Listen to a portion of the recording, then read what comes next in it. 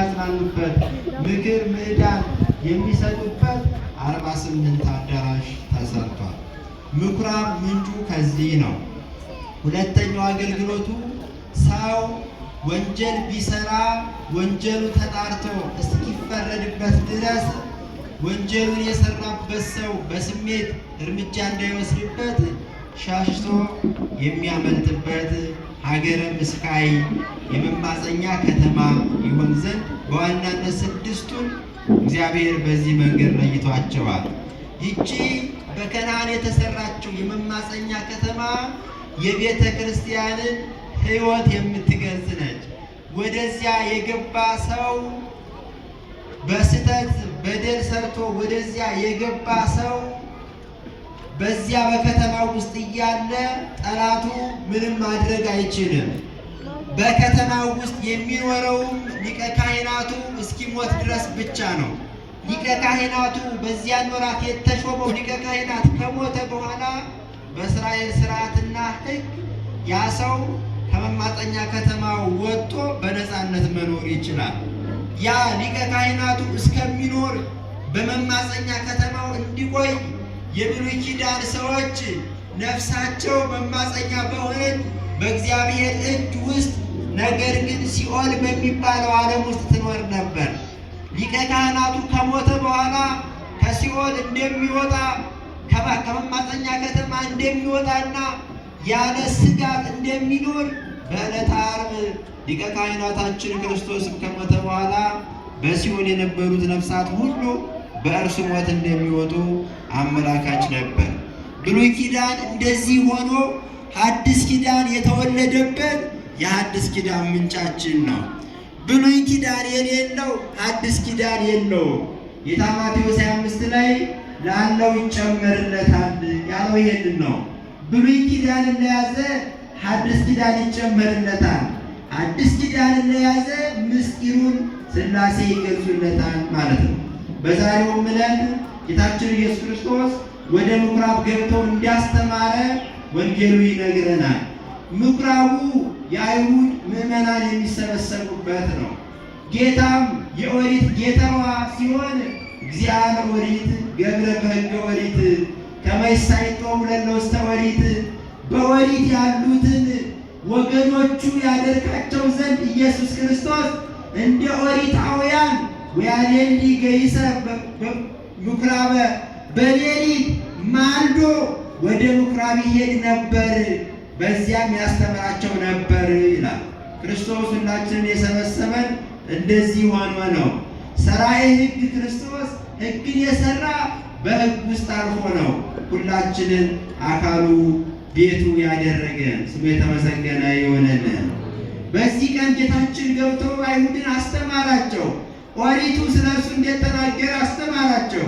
ነቢያቱ ስለሱ እንደተናገሩ አስተማራቸው። ይሄ የቤተ ክርስቲያን ትምህርት ነው። ምኑ? ኦሪቱ ስለ ክርስቶስ እንደተናገረ መቀበሉ፣ የሙሴን ታሪክ አንብቦ በሙሴ ውስጥ ክርስቶስን ማየት የቤተ ክርስቲያን ትምህርት ነው።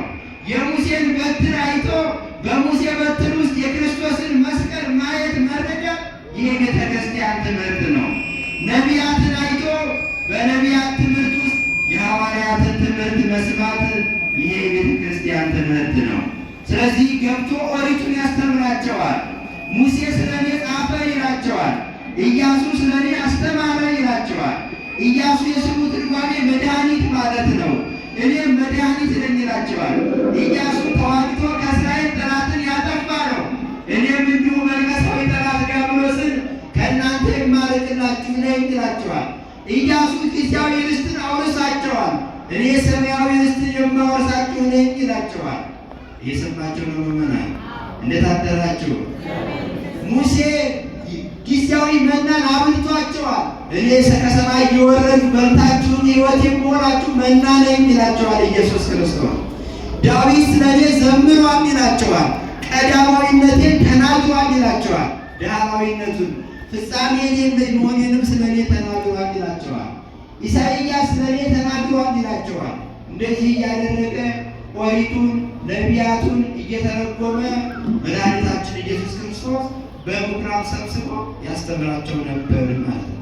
ስለዚህ ትውልዳችሁ ምዕመናን መጽሐፍ ቅዱስ ስናነብ ኦሪቱን ስናነብ ክርስቶስን ልናይ ይገባል። ደብተራ ኦሪት ግቡ።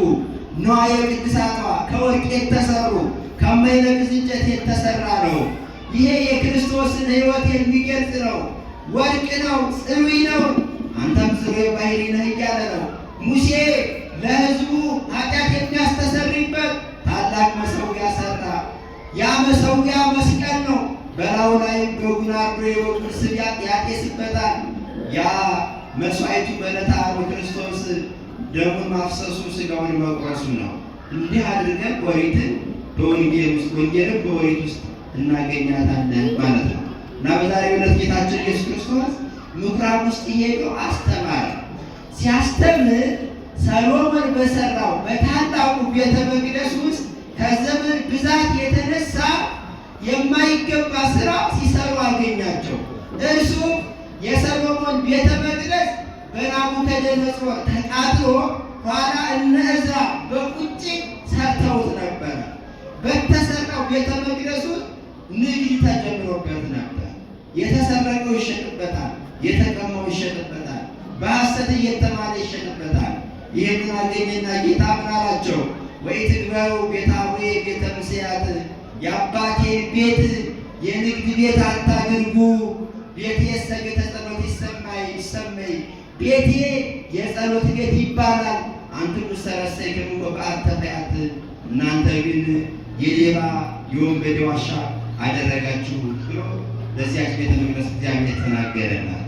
አስተውሉ ምዕመናን፣ ያቺ ቤተ መቅደስ ያከበራት ሙሴ ነው፣ አሮን ነው። የእነ አሮን ክህነት ያችን ቤተ መቅደስ የባረካት።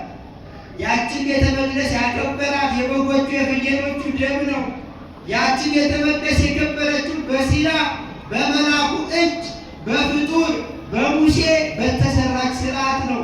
እችኛዋ ቤተ መቅደስ ደግሞ በፈጣሪ በክርስቶስ የተሰራች ቤተ መቅደስ ናት። ያከበራት ደሙ ኢየሱስ ክርስቶስ በዕለተ ዓርብ መስቀል ላይ ያፈሰሰው ክቡር ደሙ ነው። እግዚአብሔር ወልድ በበጎች ደም ስለከበረችው ቤተ መቅደስ ይህንን ያክል ከተናገረ በደሙ ባከበራት ቤተ መቅደስ ላይማ እንዴት ያለ የተግሣጽ ቃል ያወጣ ይሆን? በእውነቱ የንግድ ቤት ሆና ሲያያል የምዕመናን ሰውነት ስለ እናንተ እግዚአብሔር ሞቶ ወመንደና ለኅፍረት ድረሰ መስቀል ከመይሳር መርገማ ለሔዋን ላሊቡ የሔዋን መርገሟን ያጠፋ ዘንድ በመስቀል ላይ ተዋርዶ ኢየሱስ ክርስቶስ ራቁትነትን ናቃት ይላል። ዘበንቲአሃ ለቤተ ክርስቲያን ተጠፋይከ በውስተ ሐውልተ ቅዱስ ያለ ስለምእመን ስለ አንተ ስለ አንቺ ኢየሱስ ክርስቶስ በአደባባይ በጥፊ ተመቷል። ታገሰ ምራቀ ርኩሰ፣ የበደለው ሳይኖር ርኩስ የሆነ የአይሁድን ምራቅ ታግሷል። እኛን ቤቱ ለማድረግ ማለት ነው። ቤቱ ስንል እሱ የኛ ቤታችን ነው። ሰላም ያለው ቤት፣ እረፍት ያለው ቤት፣ ሸክማችን የሚቃለልበት አዳራሽ ይሆነን ዘንድ እሱም በእኛ ያድር ዘንድ አድሮ ይጠብቀን ዘንድ ይመግበን ዘንድ ኢየሱስ ክርስቶስ ይህንን ዋጋ ከፍሏል። በበጎች ደም ለከበረው ቤተ መቅደስ እንደዚህ ተቆርቁሮ በግብረ ነፍሳት ተጠብጣቢ ጅራፍ ሰራ። በጅራፍ ከቤተ መቅደሱ ውስጥ እንስሳዎቹን አወጣ፣ በጎቹን አወጣ፣ ርግቦቹን አስወጣ፣ ወርቁን አስወጣ። ከቤተ መቅደሱ ውስጥ የአባቴን ቤት የንግድ ቤት አታድርጉ ብሎ ተቆጣ። ታዲያ እኛ የእግዚአብሔር እውነተኛ ቤቶቹ ለዘላለም በመንግስቱ ከእሱ ጋር ተዋህደን እንኖር ዘንድ ያጨን በደሙ የሰራን በስጋው የገነባን በትምህርቱ ያሳደገን እኛ ቤተ መቅደሶቹማ ሕይወታችን የገበያ ቤት ሲሆን ቀኑን ሙሉ ሳትጸልይ ስትውል አግኝተ እግዚአብሔርን ሳታመሰግን አስራትን ሳታወጣ አግብተ እግዚአብሔርን ሳታመሰግን ድነህ እግዚአብሔርን ሳታመሰግን ስትቀር እግዚአብሔር ምንኛ በዚህ ቆጭ ሆን በእነ ሰሎሞን ቤተ መቅደስ ከተቆጨ። በዕለቱ ይህንን የምንማረው ቤተ መቅደስነታችንን እናስከብር። የንግድ ቤት አናድርግ ቤተ መቅደስ ሰውነታችንን። ተቋሙም እንደዚያው ማለት ነው። ስለዚህ ደቀ መዛሙርቱ ይህንን አዩ። እንስሳዎቹን አስወጣ፣ ጽናውን አላስወጣ፣ መሰቦቱን አላስወጣ። የሰማችሁ ነው ምመና። ሌሎቹ ንዋየ ቅድሳት አልወጡ፣ በጎቹ ግን ወጡ። በበጎቹ የተተካው እያለ እኮ ነው ኢየሱስ ክርስቶስ። የእናንተ በግ እኔ ነኝ አለ። ኮርማዎቹን አስወጣ። እርሱም እንጀራም ሊታረድ የመጣ እንጀራም የተሰዋልን ከዚህ በኋላ ለድነታችን የሚሆን ሌላ ምግብ የለንም፣ ሌላ መጠጥ፣ ሌላ መስዋዕት የለንም፣ ሌላ መስዋዕት አንሻም እኔ ነኝ ሲል በጎቹን አስወጣ። ከዚህ በኋላ እናንተ አትሰውም። የእናንተ መሰዋት ብዙ ዘመናት ተሰዋችሁ፣ በየቀኑ ይታረዳሉ በጎቹ፣ ግን አንድም ሰው ዘላለማዊ መንጻትን አላገኘም። ኢየሱስ ክርስቶስ ግን አንድ ጊዜ ተሰዋ፣ በየቀኑ አይሰዋም። አንድ ጊዜ በዕለተ ዓርብ ተገረፈ። አንድ ጊዜ የተቀበለው መከራ እስከ ዘላለሙ ድረስ እኛን ከአባቱ ጋር ሲያስታርቅ ይኖራል። እስከ ዘላለሙ ከጌታ የተጣላ ሰው በሥጋው በደሙ ታርቆ ዘላለማዊ ሕይወትን ያገኛል ማለት ነው። ስለዚህ ምስጢሩ ሁለት ነው። አንደኛው እንስሳዊ ሕይወት አይኖራችሁም ሲል፣ እንስሳዊ ሕይወት ፍቅር የለውም። እንስሳ ጓደኛውን ይወጋል፣ ይበላል፣ ካጠገበ በሬ እሳቱ ላይ ይተኛበታል። ለዚያኛው ለጓደኛዬ ይሆን አይደል? በኃይል ነው የሚያምነው እንስሳ ማለት። ይሄ ጠባይ አይኖራችሁ ሲል እንስሳዎቹን ከቤተ መቅደስ አስወጣ። ቤተ መቅደስ የፍቅር ቤት ነው። መላካዊ ጠባይ ያላቸው ሰዎች የሚኖሩባት ቤት ነው። ከዚህ ተላቀቁ፣ ይህንን አስወጡ ሲል ነው። ሁለተኛው ተስፋችሁ ምድራዊ አይሁን ነው። እነ ሙሴ ነፃ የሚሉት በምድራዊ በግ ነው። እኛ ምድራዊ ነገር ከዘላለማዊ ሞት አያድነንም። ተስፋችን፣ መስዋዕታችን፣ መንጫችን እርሱ ብቻ መሆኑን ሲያመላክት በጎቹን አስወጣ ማለት ነው። ወርቁንም አስወጣ ማለት ነው። ይህንን ሁለቱን እንድናስተውሉ ያስፈልጋል። ያጠመጣችሁ ነው።